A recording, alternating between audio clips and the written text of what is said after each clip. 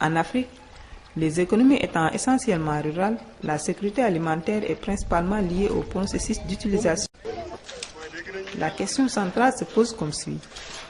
En quoi les systèmes d'information géographique participative peuvent-ils être utiles dans la gouvernance et la gestion foncière? À ce titre, le groupe d'études et de recherche genre et société de l'Université Gaston Berger de Saint-Louis conduit l'étude de cas sur le Sénégal et pose la problématique de l'accès et de la sécurisation foncière dans la communauté rurale de Mbane. Située dans la vallée du fleuve Sénégal, la communauté rurale de Mbane est un cas complexe. Elle présente une situation socioculturelle, politique et économique assez spécifique.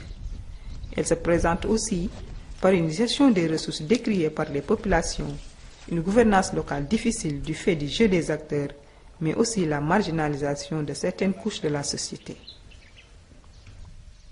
Boo commencé fii Ndombo Thiago Témé Mbane ba ngay génn Njaxaay ñëpp ay béykat lañ mais amu si kenn ka nga xam ni am nga suuf bu doy ñii ay 1 hectare ñu am ñii ay 0,50 ñu am ñii ay 0,70 ñu am ñii ñu si gën a am lu gën a fort 1 hectare 2 hectares ñu am. Communauté rurale bi suuf si am nañu suuf di ko jël joxe ay fonk rek yor ñu képp nga xam ne léegi ministre nga yéeg wala leneen rek sa kayit bu man gis naa kayit bi kuy ministre rek si kayit si tur nga si kayit am nga fi terrain ministre yëpp am nañu suñu suuf si terrain duñu kayit dafa dem ba coow li amaat kenn ku nag daw waaye am nañu kenn koo boo génne liste bi ñëpp am nañu terrain si suñu suuf si duñu ko séddoo woon.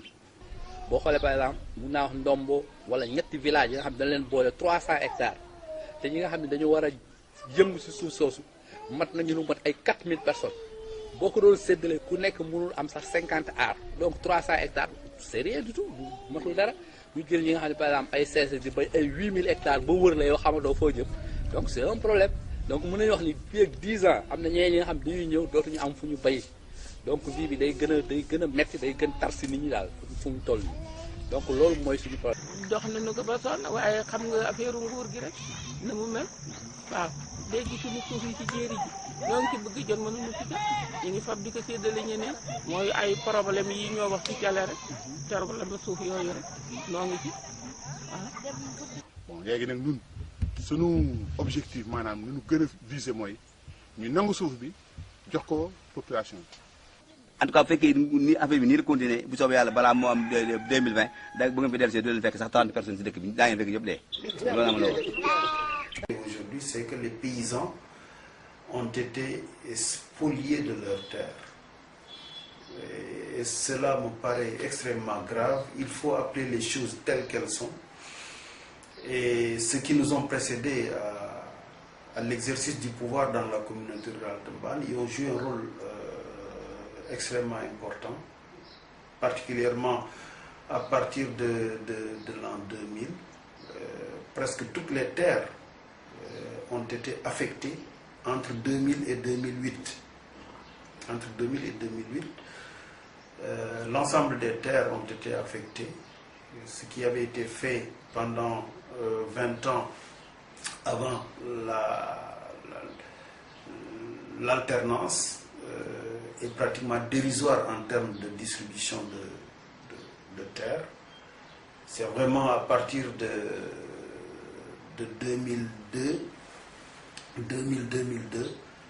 que les grandes distributions ont eu lieu et aujourd'hui on se retrouve avec une communauté rurale qui, sur les papiers, n'a plus de terre.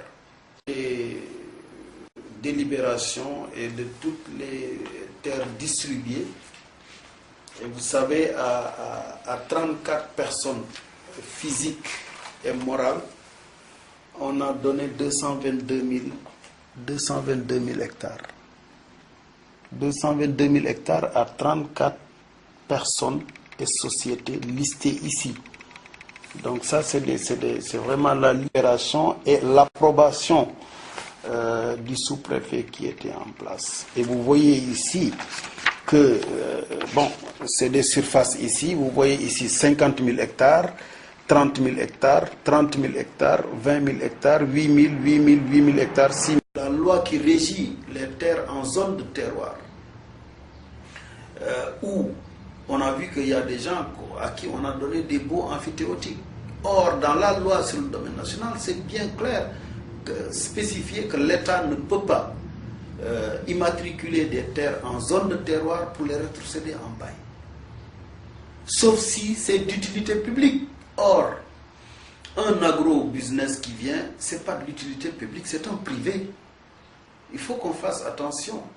Et là, cette ruée vers les terres m'inquiète énormément. J'ai peur et je dois l'avouer. Maintenant, si nous n'avons pas le concours de l'État, des services de l'État, ça va être très difficile. Et il faut que les sous-préfets, les préfets, les gouverneurs soient sensibilisés sur cette question-là. Elle est fondamentalement importante pour la survie. Au Sénégal, certes, l'autosuffisance alimentaire a constitué dès les indépendances un objectif majeur pour le pays. Mais le constat est qu'il n'y a ni disponibilité, ni stabilité ou accessibilité des ressources pour couvrir les besoins des populations, particulièrement dans la communauté rurale de Mbane. Pourtant, les politiques agricoles ont, depuis les indépendances, occupé une place importante dans les objectifs de développement du Sénégal. Aujourd'hui, à côté de ces politiques agricoles, le plan REVA ainsi que la Guana ont été lancés par le président Abdoulaye Wade pour répondre aux défis actuels. Comme le fait aujourd'hui le régime qui est en place, mais il est mal fait. Parce qu'il n'arrive pas aux petits producteurs, le président l'a reconnu.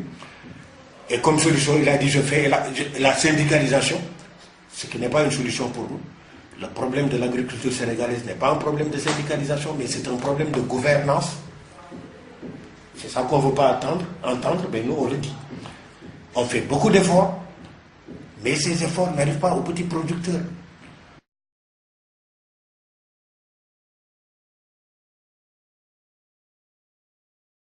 Confier son ventre à autrui. La souveraineté alimentaire, c'est le refus de confier son ventre à autrui, surtout s'il s'agit d'un étranger. Autrement dit, c'est quoi? C'est le droit de décider de ce qu'on va produire et de décider de ce qu'on va manger. Très tout simplement. Et de se donner les moyens de le produire. Qu'est-ce que nous voulons manger? Et on se donne les moyens de produire ce que nous voulons manger. C'est ça la souveraineté alimentaire. On ne dépendrait plus de l'extérieur pour y arriver. Absolument. Je pense que Mbane est peut-être la communauté rurale la plus riche du Sénégal en termes de potentialité. Vous savez, nous avons des terres sur une étendue de 190 600 hectares. On ne peut pas tout prendre, c'est vrai. Mais il y a au moins 100 000 hectares qui peuvent être exploités.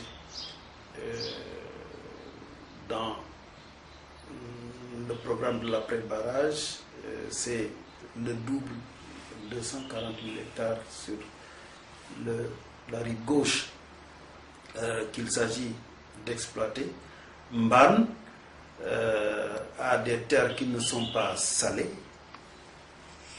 a de l'eau qui n'est pas salée non plus, et sur une longueur de presque 40 à 50 km de Richard Toll jusque derrière Niakhar, nous avons la possibilité de puiser du lac de Guerre et de la Taouaye pour irriguer toute cette